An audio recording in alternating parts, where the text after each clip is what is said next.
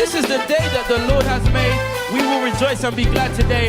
Whether in your car, in your house, the single you got a spouse, it's now time to open up your mouth and let the praise out. Femi Sachs, what are we telling them? This is a day, bro. Okay, let me hear it. This is the day, Lord, you have made. We will rejoice and be glad. Good morning, good morning, good morning, good morning. Happy Friday, y'all. Yo, you know what? The week seems to be flying by. I don't know about y'all, but it seems like the weeks just fly by. Yeah, it's always flying by. Hey, good morning, everybody. As you are coming in on here, good morning, everybody. Yeah, good morning, good morning, good morning. Happy Friday to you. It is November the 21st. Can you believe that? November the 21st. November the 21st. It is Friday, November the 21st. And I'm grateful to be in the land of the living. God has allowed us breath and activities of our limbs. You know, we used to say that growing up, He's allowed us the activities of our limbs. Hey, y'all, as you're coming in here, I got something to tell you, and I hope you are ready. I just hope you're ready. Yeah. Hope you're ready. Hope you're ready. Good morning, everybody. I hope you are ready. Hey, as you coming in here, say good morning. Say good morning as you coming in. Come on, don't be no stranger. Don't act like that. I need everybody to say good morning as you're coming in. Yeah, say good morning as you're coming in on today. Yeah, I've got a word for you, and I promise you, if you stay around for the next several minutes, it's going to help your whole life. Yeah, it's going to help your whole life. Hey, am I coming through clear? Am I coming through clear? Can you hear me? If you can hear me and I'm coming through clear, say good morning. Hey, yeah. Listen, I've got an announcement to make, and I hope you tune in, lean in. This is a very important announcement. This coming Sunday morning, or I'm not making the announcement now, but I'm telling you, it's important that you need to be on. Let me make sure that I'm being heard today. I hope I am. I hope I'm being heard clear today.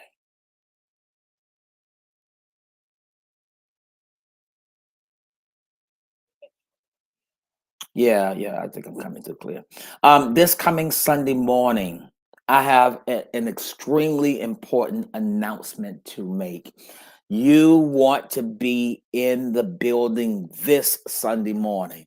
I've got an amazing announcement that you can't afford to miss. So all of you all tune in. Those who are part of Connect Church Raleigh, tune in. Those who are out of town, tune in. Those who are in town and didn't come, tune in. A very important announcement that we're making this coming Sunday morning, and you do not. Thank you. You do not want to miss. You do not want to miss. I want to give you a word today. I got a fresh word today for Friday that I want to give to you. Don't get distracted. Stay focused. Don't get distracted. Stay focused. I need you to share this word with somebody. Do not get distracted. Stay focused. When God sees the bigger picture, because He sees the bigger picture. I'm in two verses. When I'm in Genesis chapter 50, verses 20 through 21. I'm in Genesis chapter 50, verse 20 through verse 21. Genesis chapter 50, verses 20 through 21 reads, "You intended to harm me, but God intended it for good to accomplish what is now being done, the saving of many lives. So then, do not be afraid. I will provide for you and your children." And he reassured them and spoke kindly to them. I just want to talk to you just for a few minutes out of that. Listen to me. Some of you are living in moments God already made sense of. Let me say that again. Some of us are living in moments God already made sense of.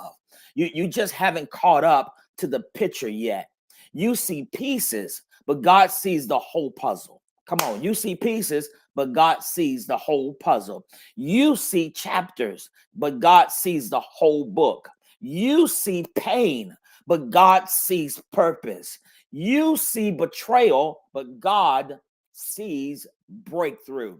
You're frustrated at the frame. Yeah, but God is developing the film. Can I encourage you today? You're frustrated at the frame, but God is developing the film. Yeah, today, like Joseph, God is teaching us that stop judging the story from the middle because God sees the whole picture. Stop judging the story from the middle because God sees the whole picture. Let me give you a little bit of a backdrop. Joseph context is a master class. This is a master class this morning in divine sovereignty. It's a master class. Yeah. If you want to go back to the elementary grade or the middle school, hey, I understand, but this is a master class this morning. Jacob had 12 sons. Favoritism toward Joseph created jealousy. He had 12 sons, but favoritism towards Joseph created jealousy, rivalry, and emotional trauma. Yeah, Joseph was only 17 when he was thrown into a pit. He's a minor surviving a major betrayal. Let me just say that again. Joseph is a minor surviving a major betrayal. Joseph was raised in a family with generational dysfunction. I know that ain't you. I know that ain't none of us.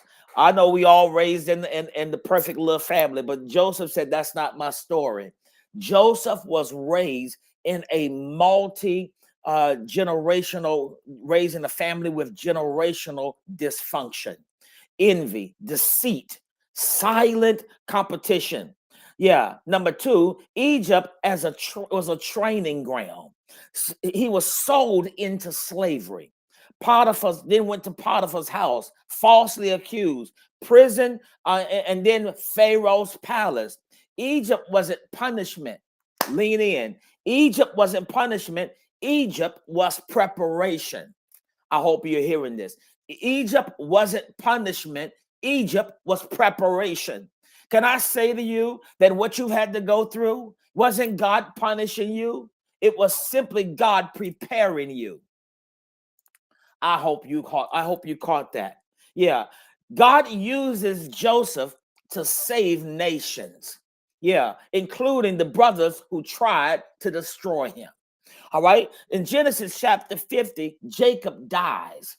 Right? In chapter 50, Jacob, the dad, dies. The brothers now are panicking because they assume Joseph is only being good to them after finding them years later, that he's only been good to them because of their father, Jacob. Jacob dies, and they're assuming Joseph is now getting ready to take revenge. Wow. But Joseph says, you intended evil, but God intended good. Yeah. Wow. That's not denial. That's reframing the pain. There are some people that think you're only good to them because of other people. No. I'm good to you because I know God has got the final say. Wow. Can I talk to you about the tension in the text?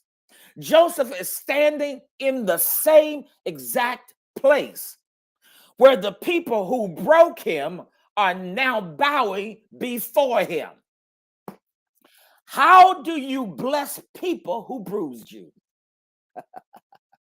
How do you bless people who bruised you? How do you embrace the people who erased you? How do you choose compassion when you remember their cruelty? Joseph's tension is our tension. What do you do when your destiny intersects with your history? What do you do when your destiny intersects with your history? Joseph was betrayed by his brothers. Jesus was betrayed by his own people. Joseph was sold for silver. Jesus was sold for 30 pieces of silver. Joseph falsely accused. Jesus falsely accused. Joseph extended forgiveness to the undeserving. Jesus extended forgiveness when he said, Father, forgive them. Joseph isn't just a story. Joseph is a preview of Jesus. Wow. God doesn't waste wounds. Who am I talking to? God doesn't waste wounds. Your story, my story, our story is bigger than our suffering. Can I say that one more time? Our story, yours and mine, is bigger than our suffering. And what was meant to break us is becoming what God uses to build us. Ooh, who did I just help right there? Who did I just help? All right, number one, be a good class. Number one, let me give you these points and get out of here. We got stuff to do. It's Friday. Come on. Number one, what they did doesn't define you. I'll say it again. What somebody did to you does not define you. What somebody did to you doesn't define you. Joseph says, you intended to harm me. Joseph calls the evil, evil. He doesn't minimize it. Denial is not deliverance. Naming it is part of healing. Let me say that again. Naming it is part of healing. Dr. Henry Cloud says it like this. He says, what you refuse to name, you will continue to nurture. What you refuse to name, you will continue to nurture. Wow. Joseph refused to let his injury shape his identity. You got to refuse to let what you've gone through shape your identity. You know, we always say the woman with the issue of blood. She's not the woman of the issue of blood. She's not the issue of blood woman. No, that's not who she is. She had a situation, but that won't her. You can't allow what you've gone through to name you now, to rename you. No. See, pain is what happened to you, but identity is what God said about who you are. Joseph had every right to punish, but instead he positions them for provision. That's spiritual maturity. Stop saying I'm fine. Come on. Stop saying I'm fine when you're fractured. Stop letting betrayal become your biography. Stop letting trauma become your new title. Who am I talking to? Yeah. Who am I talking to? This season, you're going to have to grow. I need somebody to type it in the chat. I must grow. Type I must grow in the chat. Type I must grow. Number two, here it is, bigger class. God is working in what you don't understand. Oh my God, that's so good. He's working in what we don't understand. Yeah. He says, you intended harm, but God intended it for good. But God is the turning point. Oh my God, I just came to encourage you. There's a turning point. God's getting ready to turn it around. He's getting ready to allow it to work in your favor. Yeah. See, where you see setback, God sees set up. Where you see a pit, God sees a platform. Where you see delay, God sees development. Wow. You've been judging God on snapshots. You've been judging God on snapshots when he works in sequences. Don't quit on the picture because you don't like the pixel you're in. Purpose is often wrapped in painful packaging. Can I say that again? Purpose, for the person in the back, purpose is often wrapped in painful packaging. Wow.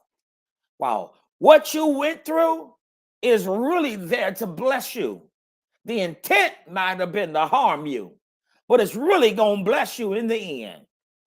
God uses heartbreak to build humility. How many have ever been humbled? You can appreciate the next relationship that you get into because the last one broke your heart. Whew. but it didn't just break your heart. It taught you something. I said this a while ago. We don't have losses. We have lessons. God uses, can I give you another one? God uses betrayal to build boundaries. You stop, listen, you stop letting in and everybody get so close to you. You start creating boundaries, not because you're afraid, but because you're doing what the Bible says is guarding your heart. You can't let everybody get close to you. Wow. You got to let them earn that trust. Come on here. Stop passing it out like it's free. Let some people earn the right to become close to you. That only happens through time. That only happens through time. Come on here, talk to me. God uses disappointment to develop discernment. For some of you, he's getting ready to develop your discernment. Your pain pushed you somewhere. It should have pushed you into purpose. Your pain can either push you into bitterness or it can push you into purpose. Where will you allow your pain to push you? Number 3, the reason God lets you live is because someone else's life depends on you. The reason he lets you live is someone else's life depends on you. Yeah. Mission over memory. Let me say that again. There's got to be the mission over the memory. He says, so then don't be afraid. I will. This is Joseph talking to his brothers. I will provide for you and your children. Joseph becomes the provider for the same people who tried to destroy him. Yo, that's maturity. Because can I be honest and transparent? Yeah, if I be honest, I don't know if I would have provided for the people who mishandled me. I don't know if I would have provided and took care of not just them, but them and their children. But Joseph, see, when you reach another level of maturity, I told you this is a master class. When you're ready for the next level in God and the things God has for you, Joseph says, not only am I providing for you, Joseph, I said, I'm providing for the next generation. See, here's the question that I want to ask you before you scroll and get to the next thing on your timeline. Can God trust you with influence when influence gives you access to revenge? I'll say it again. Can God trust you with influence when influence gives you access to revenge? Your calling is not about your comfort. Your calling is about other people's survival. God never brought Joseph through all he brought Joseph through to put Joseph in a position to look at his brothers and say, I told you so.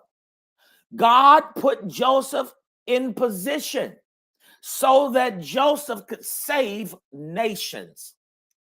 God says, I am going to raise you up, not so that you can point your finger in somebody's face and say, look at me, but I'm raising you up to save nations. He's got bigger fish to fry. God kept you alive because your identity is attached to generations. Who am I talking to? Your identity is attached to generations. You're carrying deliverance in your DNA. You are the interruption to cycles. You are the cycle breaker. I need everybody to type in the chat, I am the cycle breaker. Come on, type, I am a cycle breaker. You are a cycle breaker. You are the curse breaker. Come on, type, I'm the curse breaker. Come on, if you believe that, type, I am the curse breaker. My name, my destiny is attached to generations. Who am I talking to? Are you excited that you are attached to generations? Can I talk to you? Joseph realized my life is not about what happened to me. Come on. My life is not about what happened to me. My life is not about the breakup that happened to me. It's not about the divorce that happened to me. It's not about what somebody said about me. That my life is not about what happened to me. My life is about what God is doing through me. I don't want to minimize what you've gone through. What you've gone through was the vehicle to get you to the place where God wants to use you greater. It's your testimony. Y'all not talking. Y'all not talking. Y'all not talking. People saw the coat on Joseph. God saw the call. People saw the pit Joseph was in. God saw the palace Joseph was going to. People saw rejection, but God saw resurrection. People saw famine, but God saw a future. God always sees the bigger picture. Is there anybody on the live this morning who can testify that every tear had a purpose? Listen, that just blessed somebody right there. Every tear had a purpose. Every trial had an assignment. Every betrayal had a reason. What they meant for evil, God turned it. What they meant to break you, God used to build you. What they meant to wound you, God used to wake you up. You are awake now. Whew. I need you to type in the chat, tell your coworker in the next cubicle. I need you to call your family and announce this to them. I see the bigger picture now. I need everybody in the chat to type, I see the bigger picture now. Can I tell you to tell yourself? God was working the whole time. Come on. I need somebody to type in the chat. God was working the whole time. In the breakup, God was still working. In the divorce you've gone through, God was still working. In you being left alone, God was still working. When people lied on you, God was still working. When they talked about you, God was still working. When the enemy had plans to take you out, God was still working. I don't know who I'm talking to. When the bills kept coming, more than you had money to pay, God was still working. Oh my God. Somebody to type, God was still working. Watch this, the whole time. And if you believe God wastes no pain, he makes no mistakes and writes no wrong pages, I need you to give him praise right where you are. Give him praise for the picture you haven't seen yet. He's still painting the picture of your future. Whew. I just had to talk this morning to people who've been stuck in the pain of the past. People struggling to trust God's process. I come to talk to you. People wrestling with forgiveness. I come to talk to you. People who need to see the bigger picture. I came to talk to you this morning. People ready to let God reframe their story. I came to talk to you. I need you to shout this. I need you to tweet this, post this, and put this everywhere. Lord, help me see what you see. Whew. Lord, help me see what you see. Wow. Is this good? Does this bless you today? Sometimes God uses delay. Let me just encourage you. Sometimes God uses delay because what you're asking for is too small compared to what he is wanting to give you, to what he wants to give to you. I'll say it again. Sometimes God delays the blessing because what you're asking for is too small compared to what he wants to give to you. Sometimes he waits because the blessing you're praying for is ready, but you're not ready to handle it. He showed Joseph leadership. Wow. At 17, but Joseph didn't get it till he was 30 something. Sometimes he delays to protect you because if he gave it to you too soon, it might destroy you instead of developing you. Oh, Joseph had that dream as a teenager that God would raise him up in leadership. But everything in his life seemed to move in the opposite direction. Can I ask you a quick question? Have you ever had a word from the Lord that seemed to move in the opposite direction? He gave you a word to go there, but looked like everything is moving there. Phew. I just came to tell you it was working for your good. Hey, this Sunday morning, lean in. I need everybody to lean in. I have a very important announcement that I need to make. If you're going to tune in, Sunday morning, 10 a.m. I'm sorry, 10:30. We broadcast at 10:30. But if you're in the building, be in the building to hear an important announcement this Sunday morning. Don't miss it. I got an important announcement this Sunday morning. Listen, if this word blessed you, I'm going to challenge you. I'm challenging each one of you to sow a $20 seed right there. Adams 390. I'm challenging you to sow a $20 seed. Adams 390 for Genesis 50:20. I'm challenging you to sow a $20 seed. Some of you are going to stretch out and say, listen, I'm sowing a $50 seed. I need the Joseph blessing. I need to be in a position that I can look at those who have mishandled me and said, you meant it for my evil. But God used everything that you said about me, everything that you did to me, every person you tried to get to come up against me, God used it all to put me in a position of blessings. Ooh, that's so rich. Right there, listen, sow that seed today. Adams 390. Listen, release that $20 seed today. It will bless you. Listen, be in the building. Listen, CCRIs, I need you to invite everybody this Sunday morning because this announcement is going to be major. It's life-changing. Oh, it's so life-changing. Yeah, the announcement I'm going to make is going to be life-changing this Sunday morning.